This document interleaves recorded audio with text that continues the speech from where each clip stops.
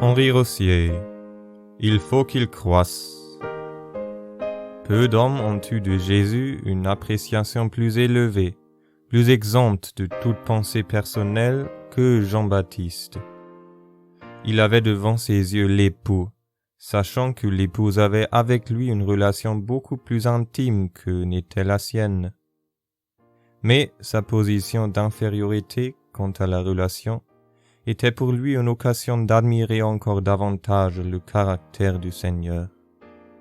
Il partageait, comme un ami intime qui connaît à fond le cœur de son ami, tout ce qui faisait la joie de ce dernier. Avoir trouvé une compagne selon son cœur, dont il puisse dire « Cette fois, celle-ci est os de mes os et chair de ma chair ».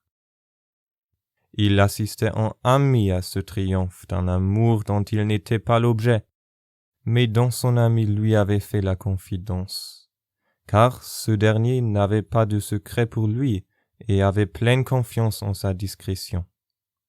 Lui, Jean, l'ami de l'époux, est entièrement dominé par le mérite sans pareil de celui qu'il connaît si bien. Son cœur déborde de joie à la pensée que son ami a trouvé et possède une compagne digne de lui être associée. Que lui importe, devant un tel objet, sa valeur personnelle? Il faut, dit-il, que lui croisse et que moi je diminue.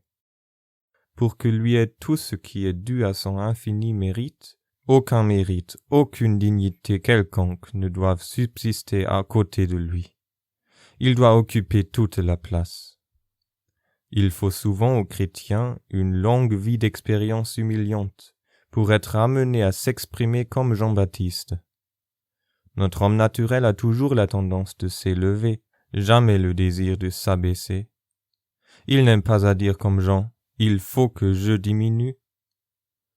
Sous ce rapport, le plus grand des apôtres parlait de Christ comme Jean-Baptiste le plus grand des prophètes, et plus fortement encore que lui.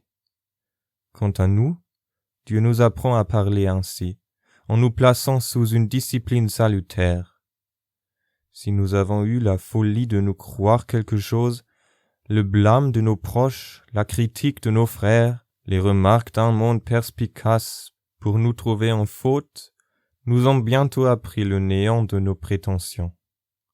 Alors, nous comprenons que ces coups de verge nous étaient nécessaires pour nous faire consentir à donner toute la place au Seigneur. Dieu nous dépouille contre notre gré pour que ce résultat, il faut que lui croisse, soit obtenu. Jean n'avait pas besoin de cette discipline. Il disait « il faut ».